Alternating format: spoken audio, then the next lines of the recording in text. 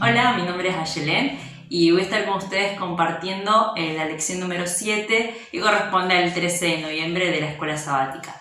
La lección de esta semana se llama La ley y la gracia y el versículo de memoria lo podemos encontrar en Gálatas 2:21 que dice: No desecho la gracia de Dios, pues si por la ley fuese la justicia, entonces por demás murió Cristo.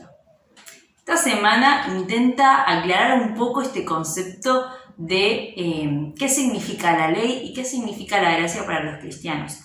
Y empieza con la introducción aclarando un concepto muy importante para poder encaminarnos en el estudio, que es qué significa la ley de Dios.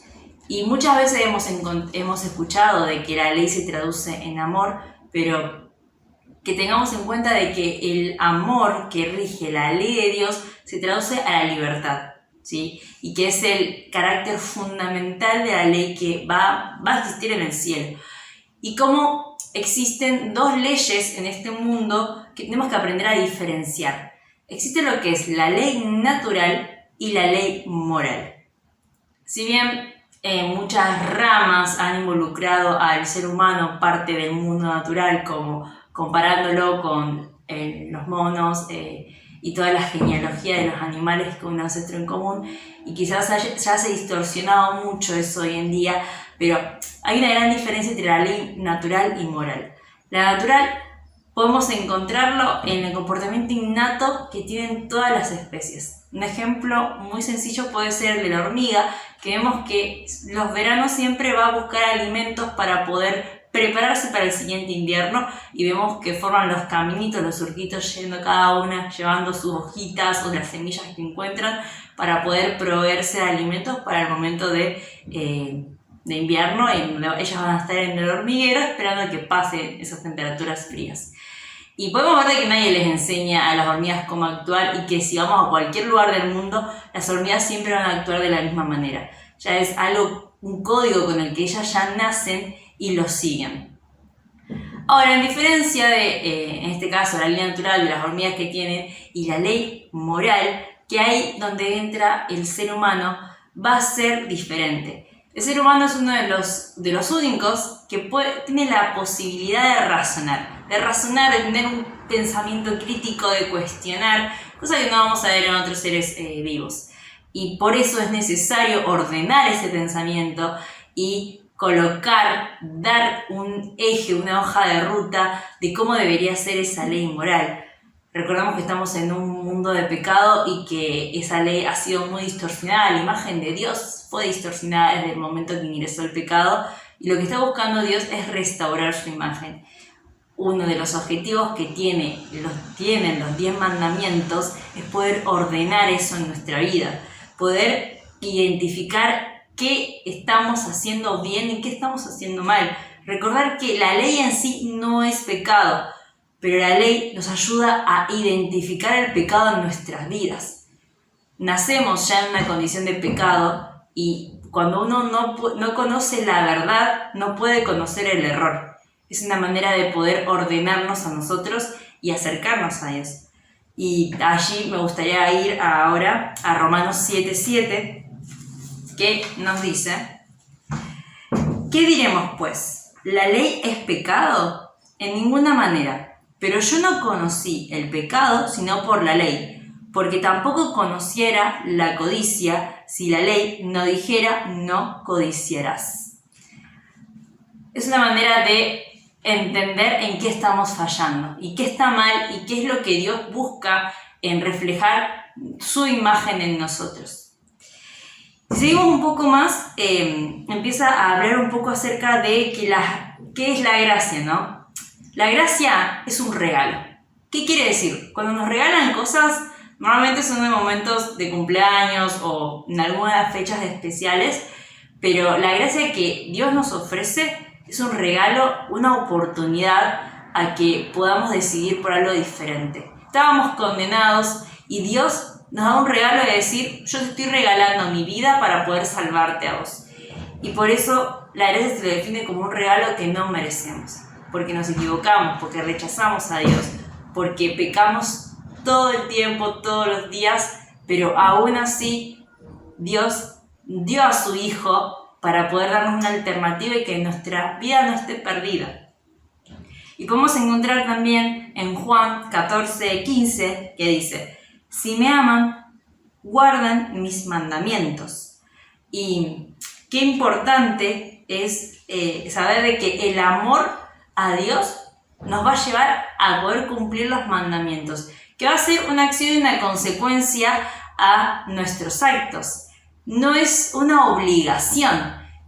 Por mucho tiempo podemos ver y estudiar en la Biblia que incluso los fariseos eran las personas que más conocían de la Biblia, que eran los más estudiosos al respecto, pero cuando tenían que colocar a la práctica lo que era el amor, fracasaban mucho. Y ahí podemos ver cómo se ha distorsionado ese concepto de aprender a amar, qué significa amar, que es más que solo sabernos los mandamientos y aprenderlos de memoria y estudiarlo, y que necesitamos hacerlo, por supuesto que sí, pero si no aprendemos a amar, no sirve lo que estamos haciendo. Y ahí sí me gustaría ir a Romanos 3:28, que nos dice: concluimos pues que el hombre es justificado por fe, sin las obras de la ley. Sin fe no hay obras, y sin obras no hay fe. Es una relación muy combinada, una relación simbiótica que hay entre la fe y las obras, porque si tenemos fe, si tenemos amor, eso nos va a llevar a realizar ciertas acciones que se va a ver en nuestra vida reflejada que está el amor de Dios en nosotros.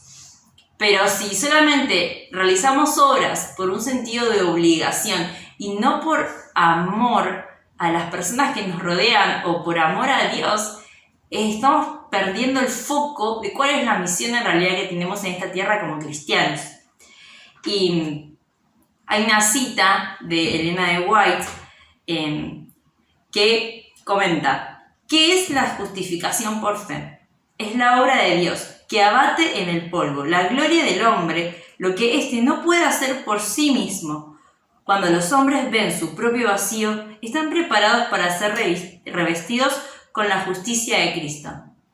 Esta parte que habla acerca de nuestro propio vacío me hizo recordar mucho a los momentos en los que estamos pasando por muchas dificultades y por pruebas muy difíciles, como nosotros nos encontramos un poco más sensibles a la voz de Dios, y es allí cuando Dios aprovecha para poder hablarnos y llegar a nosotros de una manera que quizás en otras situaciones que no tenemos necesidad no lo hace.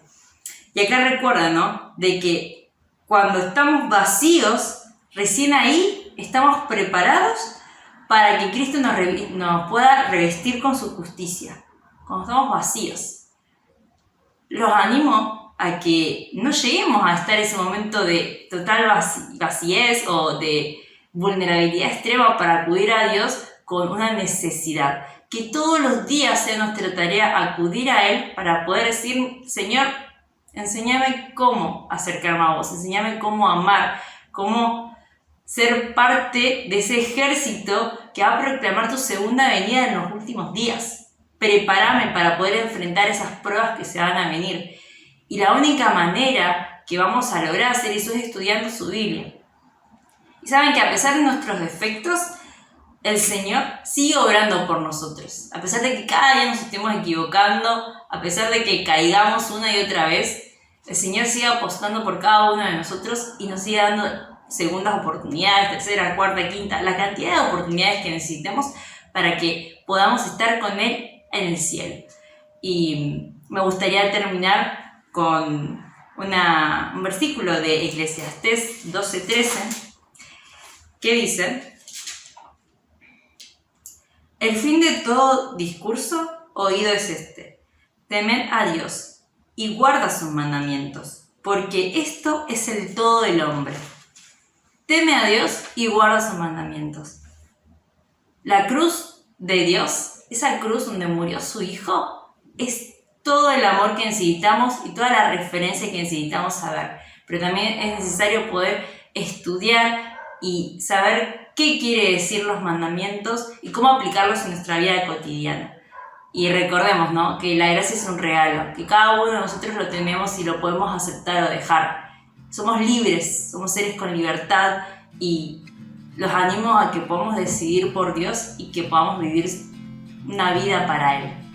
Feliz sábado.